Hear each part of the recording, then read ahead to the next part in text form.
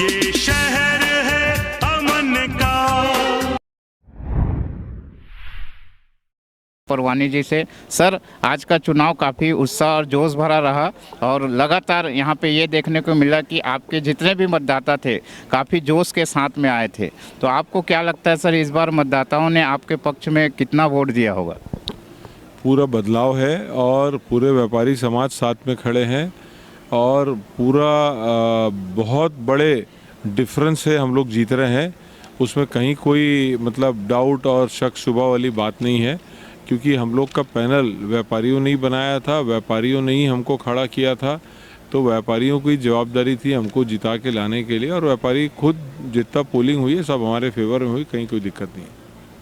Sir, इस बार जिस तरीके से छत्तीसगढ़ चैम्बर ऑफ कॉमर्स का चुनाव हुआ, क्या व्यापारी प्रशासन को शक्ति प्रदर्शन कर रहे थे?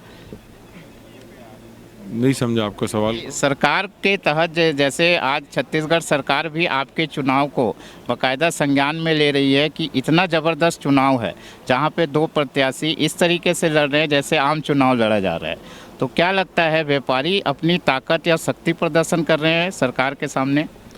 नहीं, हर चैम्बर चुनाव लगभग ऐसे ही होता है। इस बार क्योंकि सामने जो प्रत्याशी थे वो और जो उनके संरक्षक महोदय हैं वो दोनों एक बहुत बड़े पॉलिटिकल परिवार से आते हैं, तो एक अलग तरीके का हो गया। अदरवाइज व्यापारी इलेक्शन होता है तो इस प्रकार से नहीं होता है, तो उस कारण थोड़ा एक हाइप हो गया।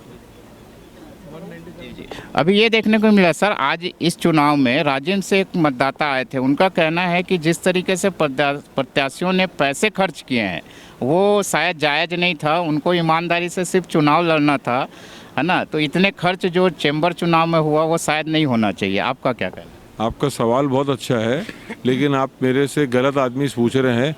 आप अखबार में फुल पेज दो एक ही अखबार में दो फुल पेज किसने ऐड दिया है और किसने क्या किया, उनको सवाल करो कि साहब कहाँ से पैसा लाए हैं, क्यों खर्चा किए हैं, ये पैसा खर्चा करने के बाद कैसे पैसा निकालेंगे।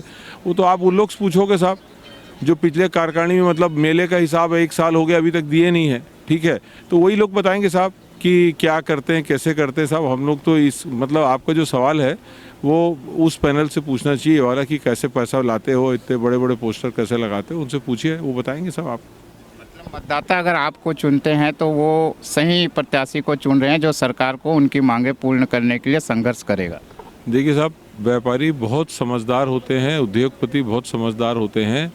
पिछले 7 साल से मैं और मेरी पूरी टीम का वो ट्रैक रिकॉर्ड देख रहे हैं वो कि हम व्यापारी हित में कहाँ थे, कब थे, कैसे थे, उनको जब ज़रूरत थी हम वहाँ थे कि नहीं थे।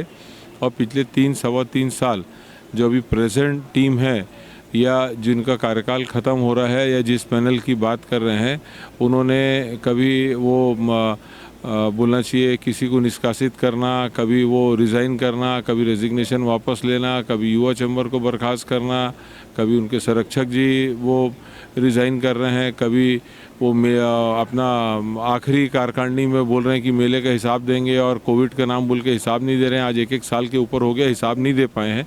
तो ये सब चीज़ तो व्यापारी देख रहा है ना, और व्यापारी जब देख रहा है तो व्यापारी बहुत समझदार होता है, उसको पता है कौन उसके लिए खड़ा होगा, नहीं खड़ा होगा। आगे के लिए तो मैं भी कमिटमेंट कर दूंगा कि चांद तारे तोड़ के ला के दे दूंगा, लेकिन पिछले 7 साल देखेंगे तब वो समझ में आएगा कि ये जो चांद तारे बोल रहा है कि लाएगा कि नहीं लाएगा, पिछले 7 साल से क्या किया है और उन लोगों ने क्या किया स्पष्ट है व्यापारियों के सामने, कहीं उसमें कोई शक शुबा वाली बात ही नहीं है। सर, लेकिन जैसा आप सामने वाले पैनल को कह रहे हैं, तो सामने वाला पैनल ये कहना है उनका कि आप राष्ट्रीय कार्यकारिणी में होते हुए आप राज्य स्तर का चुनाव क्यों लड़ रहे हैं? कभी ऐसा सुने हो कि जो लोकसभा लड़ा है विधानसभा नहीं लड़ सकता, विधानसभा लड़ा है तो महापौर का इलेक्शन नहीं लड़ सकता, महापौर का लड़ लिया है तो लोकसभा नहीं लड़ सकता?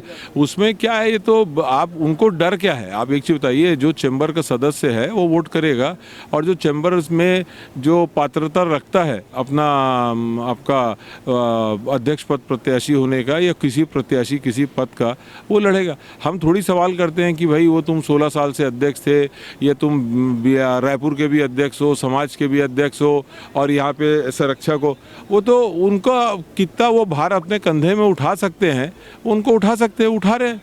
वो आज योगेश भाई कम से कम 10, 12, 15 संस्थाओं में वो होंगे, कहीं संरक्षक, कहीं चेयरमैन, कहीं कहाँ, तो वो उठा सकते होंगे तो उठा रहे होंगे। तो उसमें ये कोई प्रश्न मतलब मुझे नहीं पता कि अब क्या है, उनके पास ये कोई सवाल नहीं है कि मैंने काम किया नहीं किया। हम तो सीधा व्यापारी हित वाली बात करते हैं कि पिछले 3 साल वो व्यापारी हित में क्या काम किए, हमने क्या काम किए, ये इस गुण दोष के हिसाब से व्यापारी डिसाइड करना चाहिए। अब वो मैंने ये हूँ वो चीज़ों को डाइवर्ट करने के लिए वो, क्योंकि पॉलिटिकल भी बहुत उन लोग मतलब पीएचडी हैं, डॉक्टरेट हैं, उनको पता है कि वो गोल पोस्ट को कैसे चेंज करना है, तो गोल पोस्ट चेंज कर लेते हैं वो लोग। फुटबॉल का मैदान ये है, वो दूसरे मैदान में ले आके आपको क्रिकेट खिला देंगे। बहुत समझदार लोग हैं वो लोग इस सब चीज़ों में। सर इस बार का चेंबर चुनाव अमर परवाड़ी जी ने अपने दम पे लड़ा कि अपनी पूरी टीम की भूमिका को लेते हुए चुनाव लड़े? साहब मेरा कोई दम नहीं है, मेरे टीम का भी कोई दम नहीं है। मैं व्यापारियों का प्रतिनिधि हूँ, व्यापारियों ने मुझे लड़ाया है और व्यापारी ही मुझे जिताएंगे। अमर परवानी माइनस व्यापारी is equal to 0, Amar Parwani plus व्यापारी इज इक्वल टू 100%। तो हमारी कोई दम वम नहीं है साहब, अमर परवानी तो 0 है साहब, हम लोग कुछ नहीं है, हमारा कोई दम वम है ही नहीं साहब जी। चलिए, ये थे एक प्रत्याशी अमर परवानी जी, जिनका कहना है कि ये जो चैम्बर का चुनाव मैं जीत रहा हूँ या मैं जीतूंगा, इसका पूरा श्रेय छत्तीसगढ़ के मतदाताओं को जाता है और उत्साह भी उसी तरीके से देखने को मिला है।